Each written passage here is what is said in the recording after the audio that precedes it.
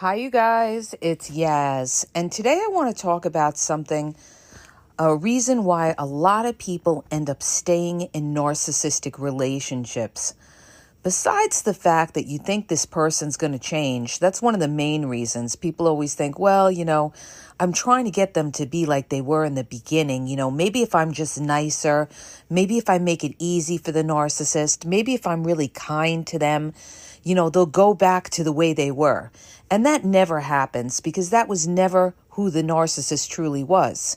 What you saw in the beginning was somebody that was trying to fool you to get something out of you, okay? And narcissists are premeditated. Understand this. When they saw you, they didn't just see you as a person. They saw you as somebody that was going to offer them something, okay? Some supply, whether it was sex, money, place to live, or just an ego boost. You were going to satisfy their needs, all right? So as you go along in the relationship, you're going to have your ups and downs, as always with a narcissist, because they're so impossible to deal with. They're not easy to deal with. It's always your fault. They never take accountability. They're not humble people. They're not easy to work with because they're control freaks. They want to have it their way. But one of the reasons that so many people get hooked into a bad relationship, and this happened to me actually too, because before I got married, we had a lot of problems in the month or two right before we got married. We had a lot of problems with regards to family and everything like that. But the thing is, you think to yourself, well, everybody's got problems, all right? Every relationship has problems. You see, this quote alone is what's going to get you in the soup, okay? Because you think that, okay, well, everybody's got problems. Nobody's perfect. We'll just work on them. We're working on it. We're working on it. I see this a lot with people in relationships, and they say, well, we're working on this. We're working on this. And what they're doing is they're not really working on anything. It's one person trying to work on it, and the other person just, yesing them to death or going along with it, and is not serious about really trying to, work with the person. And that's the narcissist. And why is this different than typical relationships where you say, oh, well, other people have problems. Everybody has problems. Well, here's the difference, you guys, okay? I'm going to differentiate why a relationship with a narcissist, you can't consider it like you would consider it another typical healthy relationship of people that have problems. Relationship with a narcissist, when you're dealing with the narcissist, the reason you can't say, well, everybody's got problems. The problem with the narcissist is the narcissist won't ever own that they're wrong, okay? So the problem with the narcissist is that you can't resolve conflict with a narcissist. Understand this. When you're dealing with a narcissist, you cannot resolve conflict with them. They may appease you here or there because they still want to get something out of you and yes you to death, or say, oh, no, I'm going to change, or no, it'll be better. They're trying to keep you in the relationship. This is when they see you're pulling back, and now they're trying to draw you back in. But the thing is, the problems with the narcissist is that the narcissist is going to break you down. They're going to destroy your mental health. They're going to destroy your happiness. They are people that don't care if you are unhappy, all right? And that's the difference from trying to work out problems with, let's say, somebody else in a typical relationship with somebody who actually has a heart. See, a narcissist doesn't have a heart.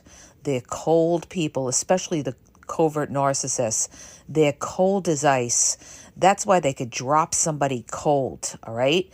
Because what they do is they hold back their feelings as a defense mechanism. They never, ever want to become too vulnerable because they're afraid of getting hurt. This is what it's all about, you guys. They're afraid of getting hurt. So they hold back. And this is why when they leave you or they discard you or you discard them, it's not really affecting them the way it's affecting you, because you have your emotions all into it and they don't, okay? They never, ever open up completely and get themselves to a point of where they can get hurt or vulnerable, okay? It's like when I was dealing with my ex and we had issues with his mother and everything like that, and he was very passive aggressive, and he would say things like, oh, I don't need to see my mother and everything like that. He was being passive aggressive at me, to try to guilt trip me by not going to see his mother, because the issue was I was dealing with a covert narcissistic mother-in-law, and there was problems there, and there was no transparency there. So we could never resolve the problems because she was not transparent, all right? Everything was the secret society of gossip over there. But the point in all of this is what he used to do is he used to block those feelings. And he even told me, he said, I blocked those feelings out, the feelings of, he feeling bad about going to his mother. But his passive aggressive was more important in punishing me to make me feel guilty, because I used to say to him all the time, well, his mother didn't live near us. And I used to say, oh, when do you want to go see your mother? He goes, we don't have to see her. We don't have to see her. We can go in a few months. And he was actually hurting himself, and he was trying to hurt me as well. But what he did is he used to block his feelings so that he didn't have to feel that kind of pain, all right? And I truly believe he does it with his kids as well, all right? That's why he can run so cold with his children. He blocks it because he can't deal with that pain, all right? So, this is the way the narcissist is in a relationship. Their feelings and their emotions are not all into it, okay? So when you say, oh, a lot of couples that have problems right before they get married, and I just saw it too on 90 Day Fiancé, there was a young girl there, 23 years old. She was clearly going to marry this guy who was arrogant. He's clearly a covert narcissist. He was passive aggressive, putting things on his Facebook, on social media, to kind of like put her down. And this is before you're married. Now, if this is before you're married, it's 10 times worse after you marry them. Because understand this, after you marry somebody, it doesn't get better, it gets worse, okay? So, that's if you're dealing with a narcissist. If you're in a healthy relationship, you grow with that person and, you build a stronger bond. But, in the beginning is when everybody's the nicest. So, this girl on 90 Day Fiancé, right before she was going to get married, she was having a lot of problems. And she says, well, she says to her mother, well, everybody has problems. We'll work on our problems. See, this is the biggest mistake you can make. Don't ever, you guys, get married with that attitude, because those little problems are going to become big problems. And if you can't resolve the conflict, you will not have a healthy relationship, and you most likely will end up divorced, okay? That's why I say, if you have one doubt before you marry somebody, you better step back and possibly not marry that person, because that is your gut and God telling you, that's God's way of telling you in your intuition that something is not right. And the difference, like I said, the difference with a narcissist is that a narcissist, is unbendable. Okay? They don't humble themselves. They won't work with you. There's 2 sets of rules with a narcissist.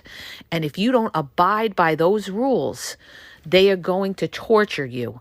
They'll torture you with the silent treatment. See, I went through that. I went through the silent treatment, not only with my ex, but with my family as well. I went through months of silent treatment, this and that. If I said something they didn't like, and a lot of times we argued over issues with my son of what, they thought where he should be, and what I thought he should, be taken care of, because I'm a big empath, and I wasn't about to just send him away to some place, and they thought I was crazy and everything like that. But they didn't understand that, because they don't have those kind of empathetic feelings that they would have, like I did for my son. All right. So, I was met with a lot of coldness. And, this is what narcissists do. They give you the silent treatment if you, go against them or you disagree with them. And this is a form of punishment. And I want to also clarify the difference between the silent treatment and going no contact, because a lot of people get confused with that. The silent treatment is a form of emotional abuse. It's punishment. Understand that. They're punishing you. They're trying to break you down to control you so that you never have to say anything to them that they don't like. So next time you think twice about opening your mouth, or they're going to punish you with that silent treatment. That's why you got to show them that they have no effect on you. If you want to go silent, then go ahead, all right? Go the fuck silent, all right? Because you're not going to control me. I'm going to say what I have to say, whether you like it or not. And, if you become a person that's always controlled by that, you're going to always walk on eggshells and live in fear, all right? And this is what they want. They want you to live in fear so they don't have to take accountability and they could do what they want. And the difference between going no contact, on the other hand, is when you go no contact, you're respecting yourself.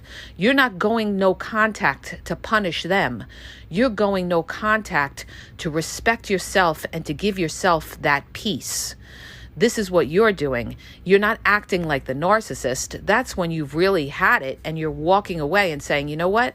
I'm no longer going to deal with this. I'm no longer going to be in this mess. Okay? I'm not acting like a narcissist. What I am doing is I'm removing myself to have my peace. Okay? And it's most likely because you are a toxic person and I'm not going to put myself around mess. Okay?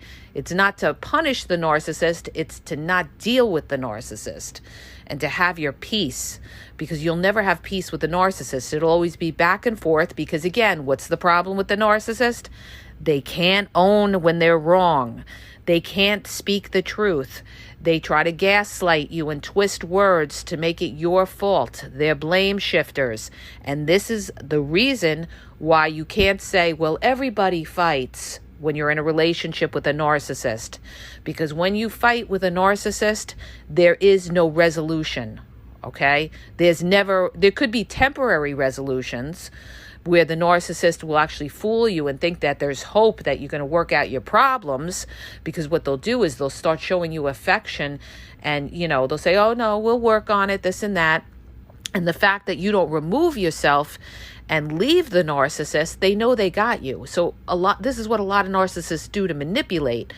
When they see that the person's trying to pull away, there they come again. They hoover you with that love bombing and try to reel you back in and say, oh, I'm really sorry. Nobody apologizes more than a conniving narcissist that's trying to keep you in the relationship. And people say, well, will they apologize? Yeah, narcissists can apologize. Normally they don't. But if they're really desperate to keep you in the relationship, they may just, shut you up and appease you and apologize to you, knowing damn well that they're not going to change. They're just, they're just telling you what you want to hear. And this is what a narcissist does to shut you up. They tell you what you want to hear. Just like, when they break your boundaries or they disappear, they ghost on you, they cheat on you. What do? I love you, baby. I love you. I didn't realize what I have. I miss you. This and that. When they start doing that, you know that narcissist needs you. But it doesn't mean that they're going to change, because they don't change. And the more that you accept, the more they feel you're a dope, you're a fool, and they could do what they want. And all they got to do is hit you with those, lovey-dovey words, and you melt. You melt because you're desperate for the relationship, or you're desperate for love, or you don't want to be alone, or you don't want to start over. So you sit there in hopes that this person is going to change, and they don't. What they're going to do is they're going to waste your fucking life. That's what they're going to do. That's why the only person that could save you is you. And I just put this post up, and I thought about this, and I said to myself, after all of my life experience and my wisdom, what I've learned is that the only person that is going to save you is you. And that means having the courage to change your life. It takes a lot of courage to, let's say, get divorced to somebody when you have kids. It takes a lot of courage, and especially if you don't have that support system when you leave, okay? Not everybody has a loving family they can run to when they leave a narcissist, and sometimes when you leave a narcissist, the people that you're surrounded by are narcissistic as well, and that's why people stay with the narcissist, because the alternative could be worse, all right? Let's say you have an unsupportive family, or you don't have any kind of emotional support whatsoever, so you stay with this toxic narcissist because that's all you got, all right? So you guys, the whole point of this podcast is to point out that it's not the same, okay? When you sit there and you say, well, everybody's got problems, the problems with the narcissist are 100 times worse than the problems with a typical healthy person that you could work with. You will never be able to work with a narcissist because they're arrogant, they're proud, they're haughty, and they don't give in, okay? The only time a narcissist will give in is when they need you for something or they need to be in that relationship for something, okay? That's when a narcissist will give in. But in general, to just give in to you, they won't, okay? They won't, because they're not humble people. And, this is what God despises, all right? If you're a person that follows, God's word, God hates the haughty and the proud because they can't humble themselves. This is why I tell you, when you look for a partner, this is probably the most important thing that you could look for in somebody, is whether they can humble themselves and they can actually own when they're wrong and try to change it and correct it. You see, the thing is, narcissists they could pretend to humble themselves, and this is what a covert narcissist will do. They'll pretend to humble themselves, or they'll pretend to be empathetic, but their actions will show you something different, okay? They'll go back to their old ways. So that shows you that they weren't serious about it. They were just saying that to shut you up or to make you happy, because they wanted you to stay in the relationship so that, for whatever reason, because they needed you for something, okay? So if they can't resolve conflict with you, that's not the same as, well, everybody's got problems. Everybody's got problems. Yeah, everybody's got problems, but the people that are in a healthy relationship can compromise with each other and work it out and work out those problems, okay? They can actually sit down and talk about those problems. But when you're dealing with a narcissist, they don't, especially a covert narcissist in particular, they don't sit down and communicate. A covert narcissist does not communicate. They are passive aggressive, all right? They are very, very much passive aggressive. And I just had a troll get on one of the posts and say, well, just because somebody can't communicate and they're passive aggressive, that doesn't necessarily make them a covert narcissist. Well, 9 times out of 10, it is a covert fucking narcissist, okay? How do I know? Because I've dealt with a lot of them, all right? So you're not going to sit here and tell me.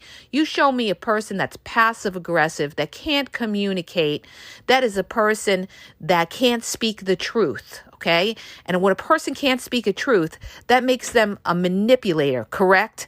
And a lot of times they do that and they play these hidden games because they are a narcissist, because narcissists don't speak the truth unless you're dealing with a grandiose or overt narcissist that is coming at you and letting you have it. All right. But again, they don't take accountability. So you're not going to get anywhere with that. But yeah, covert narcissists, it all falls into the same realm. If they're passive aggressive, if they can't speak the truth, they also, you'll notice too, they play the victim, all right? They can't communicate. They all have the same qualities, all right?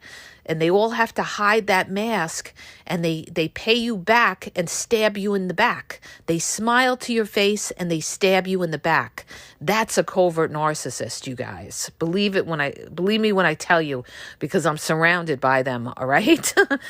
So, and they all have the same qualities. They're all the same. They all play the victim. They're all passive aggressive. They're all sarcastic. They're all smug. They're all haughty. They have haughty eyes. They got the sarcastic smirk smile. It's all the same, ball of wax, all right? So that person was obviously a very ignorant person. And, I don't go back and forth with a fool. So you guys, it's like this.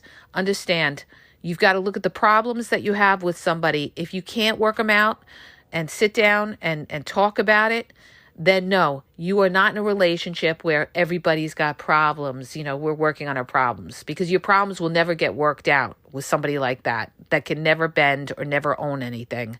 So I hope that helps you. If it does, hit the subscribe button and please share the podcast. Have a great day.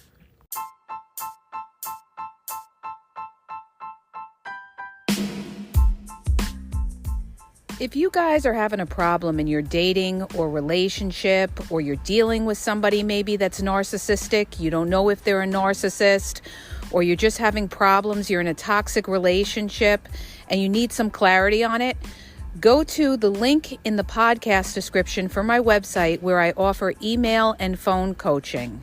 If you have a quick question, just a quick question, and you want to get a video sent back to you answering your question, there's also a link there for Vizio where I will send you a personalized video answering your question.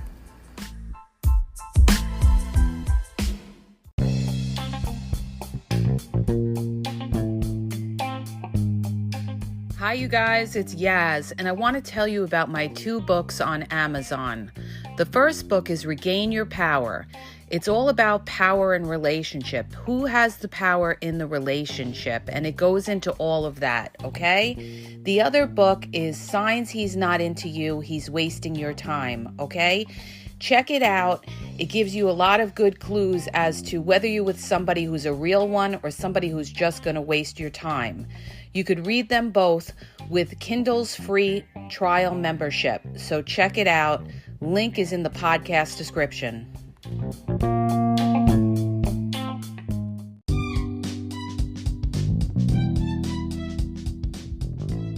Hi, you guys. I just want to let you know that the Game Exposed now has their merchandise available.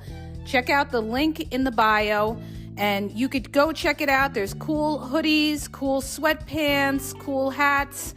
So go to the bio for the link. And also, don't forget to follow me on Facebook at The Game EXP 123, and also on Instagram, The Game EXP 123. Okay? And have a great day.